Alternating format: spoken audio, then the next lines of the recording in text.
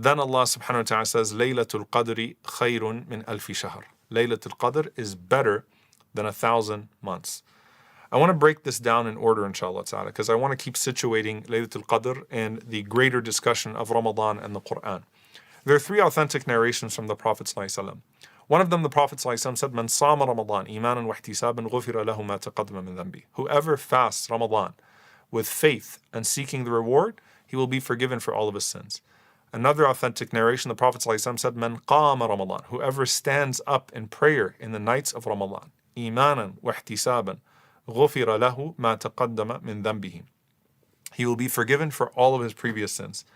And then finally, the Prophet ﷺ mentions that whoever prays Laylatul Qadr, imanan wa ihtisaban, ghufira lahu ma taqaddama min dhanbi. The same words are used. With faith and seeking the reward, he will be forgiven for all of his sins. The scholars mentioned that each one of these is a safety blanket for the other. So if there was a deficiency in your fasting, in your siyam, then your qiyam, bi'idhnillah, your prayer at night, would fill up that deficiency. And if you are lacking throughout the nights of Ramadan in qiyam, then the observance of Laylatul Qadr, that one night, hopefully will fill the void bi'idhnillahi ta'ala and catch you. And this gives you some context, subhanAllah, to the anger of Jibreel alayhi salam at the person who Ramadan comes upon and leaves and he's not forgiven. Like when Jibreel alayhi salam curses the person who Ramadan comes upon him and Ramadan departs him and he's not forgiven. You have to be going out of your way to miss the mercy of Allah subhanahu wa ta'ala. And Jibreel alayhi salam, who is so embedded in all of these different elements of Ramadan, right, knows the virtue of this month, knows the virtue of that night. How could you still not be forgiven when you have Laylatul Qadr? When you just have to get it right for this one night to be forgiven. SubhanAllah. So truly it shows you the way that Allah Azza wa Jal deals with this ummah, the beauty of how Allah subhanahu wa ta'ala deals with this ummah, the mercy that Allah subhanahu wa ta'ala gives to us, and the grace and the opportunity that Allah Azza wa Jal gives to us for His forgiveness.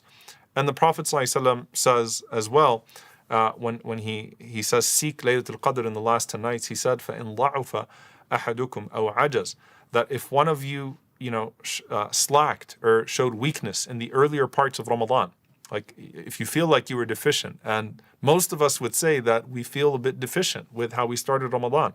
The Prophet ﷺ says, فَلَا يُغْلَبَنَّ عَلَى السَّبْعِ الْبَوَاقِي, then do not let yourself miss out on what exists in the last week. So if you slacked in the beginning of Ramadan, now's not the time to despair over your slacking in the beginning of Ramadan. Now's the time to not miss out on what's ahead, bi'idhnillahi ta'ala, that can expiate and that can raise your rank in a way that the month of Ramadan is intended to do for you as a whole. And the Prophet ﷺ also mentioned in narration that إِنَّ هَذَا الشَّهْرَ قَدْ حَضَرَكُمْ, that verily this month has come upon you.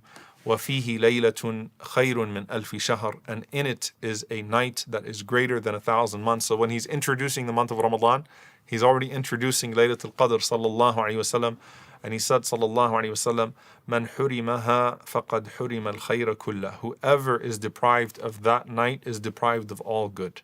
Whoever is deprived of that night is deprived of all good. And he said, وَلَا يُحْرَمُ خَيْرَهَا إِلَّا مَحْرُومٌ, and no one would be deprived of this night except for one who is truly a deprived human being. May Allah subhanahu wa ta'ala forgive us, and may Allah Azza wa Jalla not count us amongst the deprived. Allahumma ameen. And so what that means is you really have to do something to be deprived in order to be deprived. You have to put a barrier between you and Allah subhanahu wa ta'ala. That is the case for Ramadan, that's the case for your fasting, that's the case for your qiyam as a whole, and that's the case for your Laylatul Qadr. And the fact that Allah Azza wa Jal allows you, on the other hand, to catch Laylatul Qadr, it means that He's destined for you something amazing. So you're either deprived or you're amongst those who is blessed.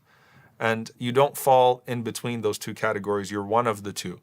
And if you're amongst those who catches Laylatul Qadr, then bi'idhnillahi ta'ala, on this night of decree, Allah Azza wa Jal decrees for you something that is blessed. And you have to ask yourself, is there something that's keeping you from this blessing? Some sin that you keep insisting upon?